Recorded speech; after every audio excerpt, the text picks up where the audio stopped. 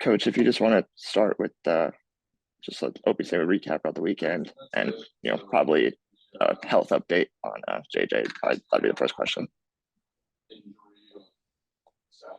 That saves everybody from asking the question, the obvious question. How's JJ? How's JJ? Too early to tell. Had some tests done yesterday and just waiting on results of that. So don't really have much for you on that note. Gonna take it day by day. It's the best way to live anyhow, so why wouldn't we do it that way?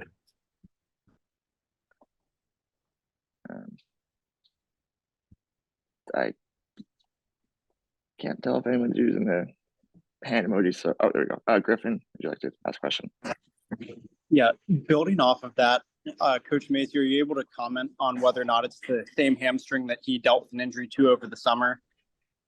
I don't know if I'm allowed to comment on that or not. So in the interest of safety, I better not.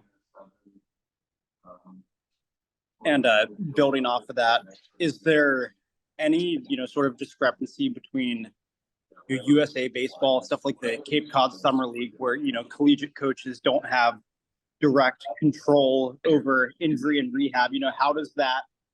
How do you balance the communication between your players when they're playing for other teams over the summer? I mean, you can't avoid things that happened to him. He pulls his hamstring playing in the Cape this summer. He could have just as easily pulled his hamstring falling out of a bass boat on a Sunday morning. So some injuries you just can't avoid. You try and be careful with pitchers when you send them off in the summertime and monitoring pitch counts and stuff like that. But injuries are a part of our game, and they always will be. And some of them, there's no way to avoid them. But it's nobody's fault. It's just one of those things. Justin, go ahead. Hey, Coach. Good morning. In terms of the next step, I'm assuming I know Brody kind of stepped in there at shortstop. Is that still kind of the plan, or do you kind of have to tinker here a little bit? No, that'll probably be the plan. Ironically, the first pitch after JJ got hurt was a ground ball to the shortstop, and he made a nice play, made several nice plays on the weekend. So very comfortable with him there. And then obviously, through the Stetson series, the infield kind of got shifted around this year. JJ going to short, Ellis going to second, and so some new guys in new places, really outside of Grant, I guess. No errors, except one from the pitcher, I guess. But the way the infield is kind of shifted around this year, your thoughts on how they performed over the first 4 games? Yeah, that's my rule of never be afraid to overstate the obvious. We went down there and after saying what you said and losing JJ in the middle of the game, to go down there and not make any errors is probably the best defensive opening weekend we've ever had, because we went down there, first time our guys walked off the bus and they were giddy that they could smell grass and feel dirt. These kids are baseball players, so to play error-free like that for the first 4 games is one thing, but to do it on grass and dirt on a field that we haven't been on in such a long time was pretty impressive.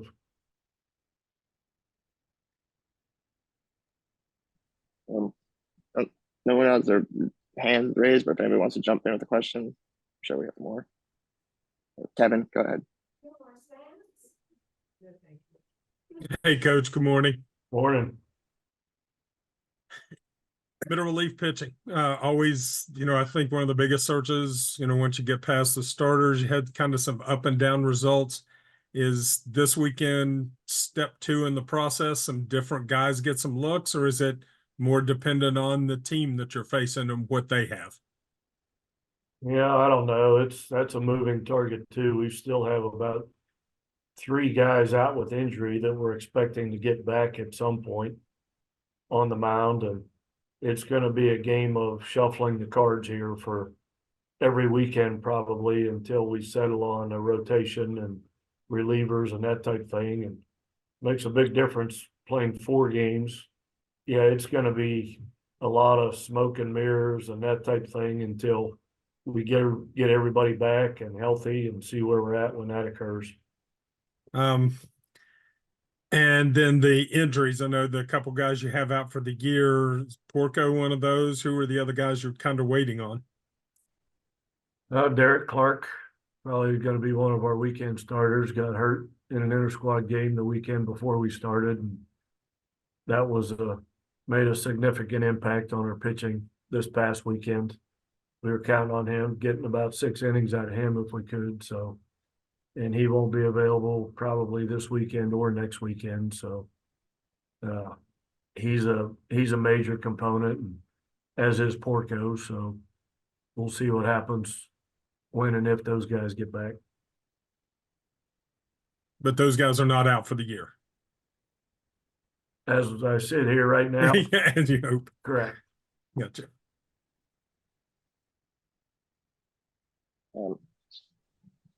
Anybody else have questions? Want to jump in?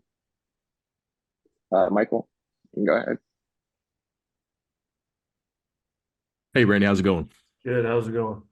Great, thank you. I have a question. You've mentioned how at the start of the season, the first however many games are kind of experimentation. Is that okay with players? Because it's a sport, they're competitive, especially at the start of the year. They want to be good right away and make good in all their practice and preparation. And I don't know, it just sounds like inherently it could be difficult to be consistent at the start. How do they handle that? How do you handle that?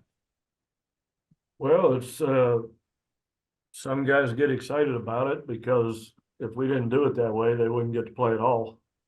And other guys, wish they were in there every day. They're all competitive kids and they all want to play all the time, but they know going into it, they've heard me say it before, and we've talked about it, that these first 20 games, we're trying to establish some roles on this team. And we did that. We had some guys just came in and played defense at the end of some games. We had some guys that just came in and pinch ran in some of the games. We had some guys that came off the bench and pinch hit.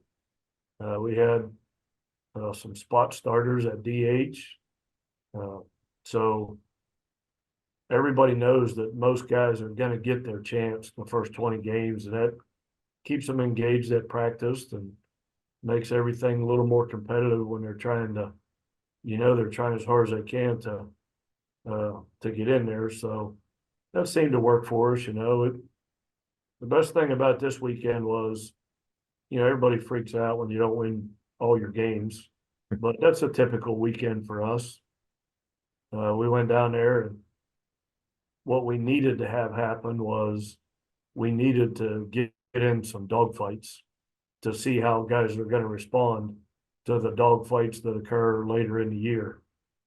And to say those were 4 dogfights is an understatement. I think all 4 of the games came down to the last at bat of the day. So that's what we needed to have happen. See who's going to step up in those situations and who isn't. And we're pleasantly surprised by how some guys reacted in those moments.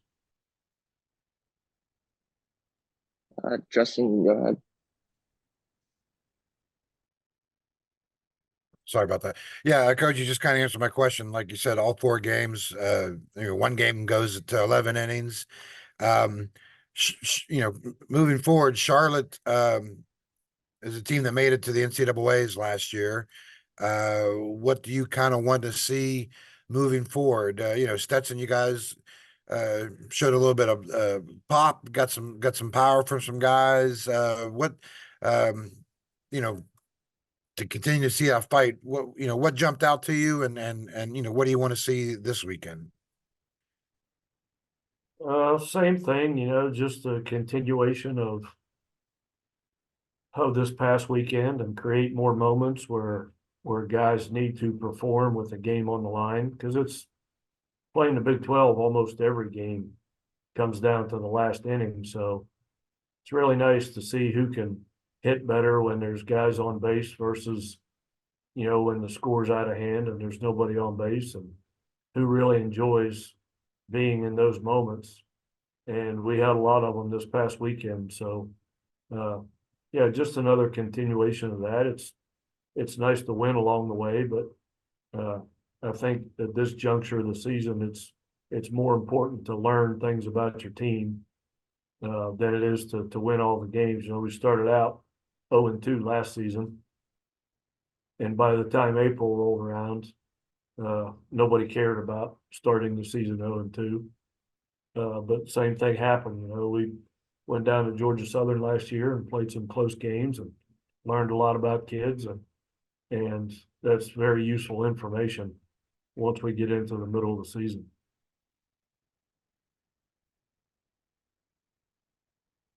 Does anyone else have any other questions? You can jump in. If not, okay, Michael, you can go ahead. Yep, just kind of picking up on that. You had some players that are new to the team from the portal or new to Division I, even new starters. Just I don't know, highlights or people or things that got your attention that was new that are no longer new. Ben Lumsden had a really good weekend. Got some results, but better than the results, he was just calm and collected and never got rattled, never got sped up, which was really encouraging to see. He's got great feel for the game. Played infield last year at his previous school, and we've been playing him in the outfield, and played really good in the outfield and hit a couple of big homers for us. So he was definitely a bright spot.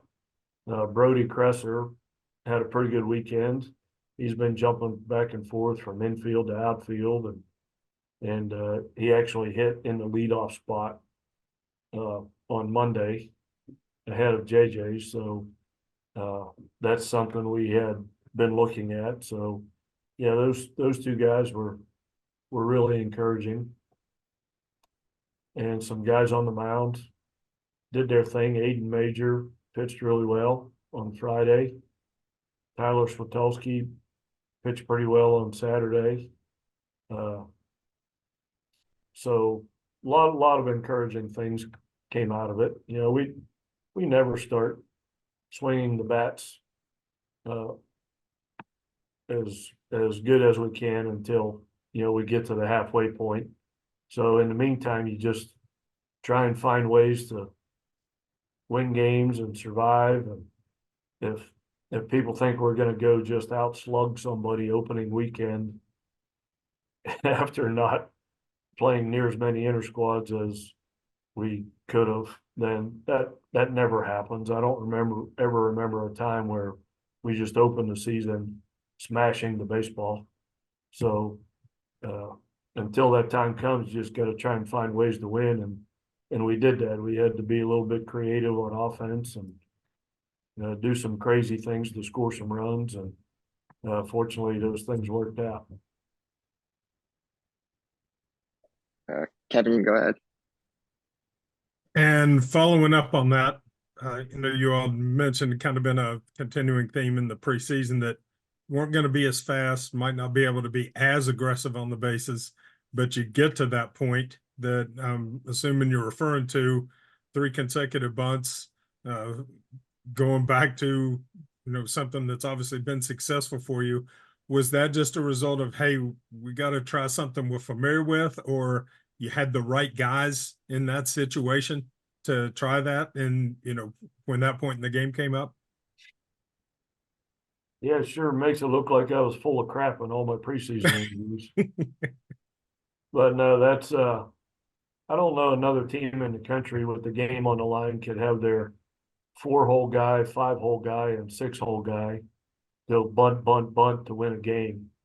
That's just a testament to the kids in the program and how we teach it and what we're capable of doing. So, and that'll help us moving forward, because now everybody on our schedule knows that those 3 guys are capable of doing that. So that opens things up for them to get more hits when they're not bunting too. So Yeah, that was pretty impressive. Like I said, I don't know of another team out there that could say that they could do that in that situation with those type of players. So kudos to Lumsden, Sam, and Egar for scoring 2 runs, and the balls that they made contact with went a total of about 60 feet combined.